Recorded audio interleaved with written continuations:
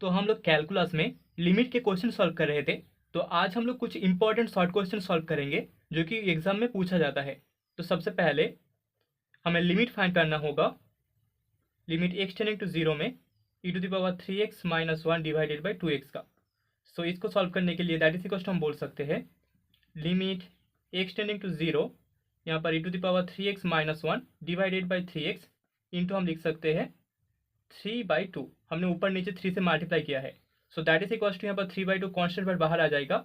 Limit x tending to zero e⁻3x - 1 divided by 3x that is equal to 3/2 into 1 equal to हमें 3/2 इसका answer मिल जाएगा। Second question में हमें limit find करना होगा। Limit x tending to zero log 1 plus 4x divided by 3x का, and इसका भी वैल्यू सिमिलर होगा इक्वल्स टू हमें 4/3 into limit x tending to zero, यहाँ पर log 1 plus 4x divided by 4x मिल जाएगा इक्वल्स टू हम बोल सकते हैं 4/3 इसका आंसर होगा। ठीक है, ये सभी शॉर्ट क्वेश्चन है। अभी थर्ड में limit x tending to zero e⁻x² - 1 divided by x। So that is equals to हम बोल सकते हैं limit x tending to zero, यहाँ पर e⁻x² - 1 डिवाइडेड बाई x² हम लिखेंगे into x.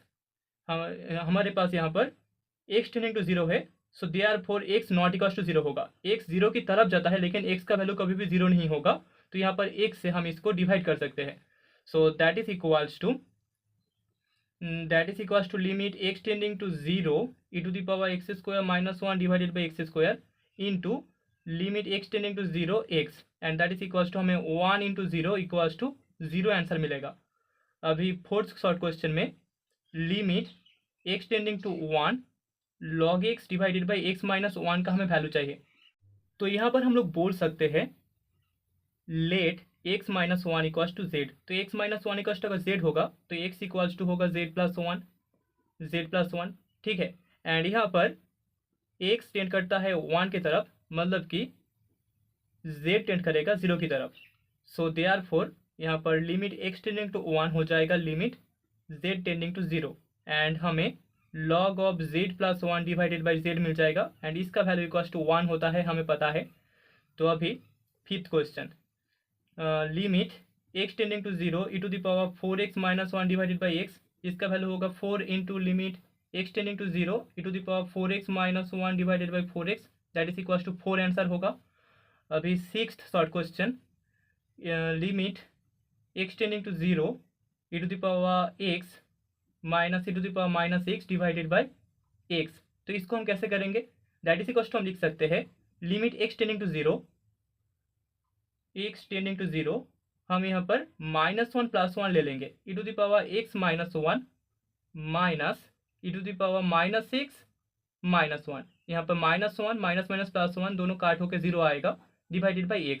So that is equals to होगा limit x tending to zero e⁻x - 1 divided by x into sorry यहाँ पर माइनस साइन है, तो minus limit x tending to zero e⁻x - 1 divided by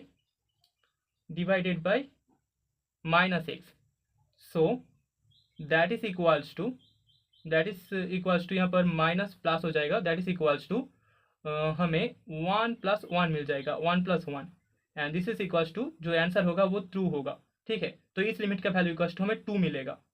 तो अभी seventh short question में हमें find करना होगा limit x tending to zero e⁻13x - e⁻7x divided by x। So that is equal to हम लिख सकते हैं limit x tending to zero, यहाँ पर e⁻13x - 1 minus e⁻7x - 1 divided by x, and that is equals to limit x tending to zero, यहाँ पर e⁻13x - 1 divided by हम 13x लिख सकते हैं, यहाँ पर 13 को हमने ऊपर नीचे मल्टीप्लाई किया है, माइनस यहाँ पर हो जाएगा limit x tending to zero e⁻7x - 1 divided by x into divided by 7x into 7। So that is equals to हमें 13 into 1 minus 7 into 1 equals to 6 मिल जाएगा, और यही रिक्वायर्ड आंसर होगा। तो अभी एट्थ क्वेश्चन में हमें फाइंड करना होगा limit x tending to zero e⁻α x plus e to the power beta x minus 2 divided by x. So that is equal to हम लिख सकते हैं limit x tending to 0 e to the power alpha x minus 1 plus e to the power beta x minus 1 divided by x, and that is equals to limit x tending to 0 e to the power alpha x minus 1 divided by alpha x यहाँ पर alpha हमने multiply किया है, alpha constant है तो बाहर आ जाएगा, into limit x tending to 0 e to the power beta x minus 1 divided by beta x. यहाँ पर बीटा हमने मल्टीप्लाई किया है तो बीटा भी बाहर आ जाएगा क्योंकि बीटा भी कांस्टेंट है. सो यहाँ पर प्लस था, जो ऑपरेशन था वो प्लस था. So that is equals to होगा alpha into 1 plus beta into 1, and that is equals to हमें अल्फा प्लस बीटा मिल जाएगा. अभी 9th शॉर्ट क्वेश्चन में हमें फाइंड करना है limit x tending to 0 e to the power sine x minus 1 divided by x. तो अभी इसको हम कैसे सॉल्व करेंगे? दैट इज इक्वल्स टू हम बोल सकते हैं limit x tending to 0 e to the power sine x minus 1 divided by sine x into हम लोग लिख देंगे sine x divided by x. ठीक है, and that is equals to limit x tending to 0 e to the power sine x minus 1 divided by sine x into हमें limit x tending to 0 sine x by x मिल जाएगा. So that is equals to होगा 1 into 1 equals to हमें 1 मिलेगा. Since हमें पता है x tending to 0 के लिए साइन एक्स टेंड करेगा 0 में. ठीक है, तो हमें इसका वैल्यू 1 मिलेगा. तो अभी 10th क्वेश्चन में हमें लिमिट एच टेंड्स टू 0 के लिए e to the power 10h minus 1 divided by h इसका वैल्यू फाइंड करना होगा. So that is equals to हम लिख सकते हैं limit h tends to 0 e to the power 10h minus 1 divided by 10h into 10h divided by h. So that is equals to होगा limit h tending to 0 e to the power 10h minus 1 divided by 10h into इसे हम limit h tending to 0 sine h by h into limit h tending to 0 1 by cos h ऐसे भी लिख सकते हैं. ठीक है, so that is equals to हमें 1 इंटू 1 इंटू 1 इक्वल्स टू 1 मिल जाएगा. Since h tending to 0 therefore यहाँ पर 10h भी 0 की तरफ टेंड करेगा, तीनों का वैल्यू 1 होगा, इक्वल्स टू हमें 1 मिलेगा. तो अभी 11th क्वेश्चन में हमें फाइंड करना होगा limit x tending to 0 sine inverse x divided by sine x, and that is equals to हम लिख सकते हैं limit x tending to 0 sine inverse x divided by x whole divided by sine x by x. क्योंकि यहाँ पर x tending to 0 है, मतलब कि एक्स का वैल्यू कभी भी 0 नहीं होगा.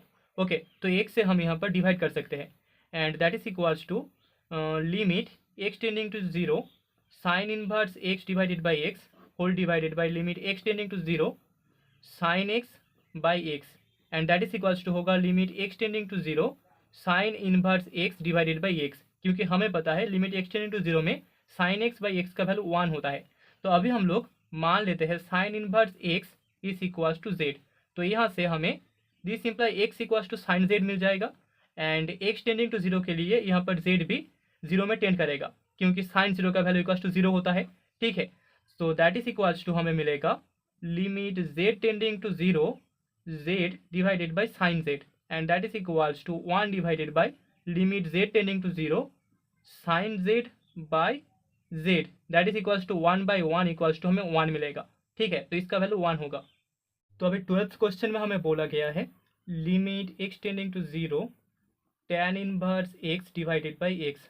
तो इसके लिए हम लोग मान लेते हैं tan inverse x equals to z.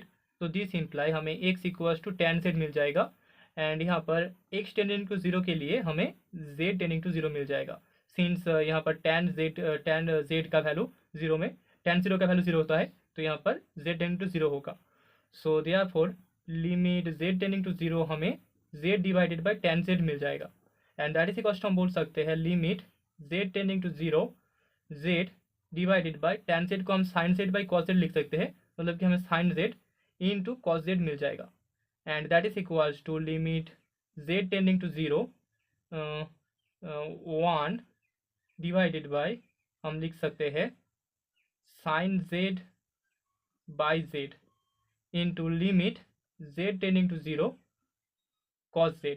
So that is equals to 1 divided by limit z tending to 0 sin z by z into z tend to zero में कॉस जेड कॉस जीरो हो जाएगा, दैट इज इक्वल्स टू, हमें पता है इस limit का value 1 होगा, मतलब कि 1 divided by 1 and cos zero का वैल्यू 1 होता है, so that is into 1, so equals to हमें 1 मिलेगा। ठीक है, तो इसका भी वैल्यू इक्वल्स टू 1 होगा।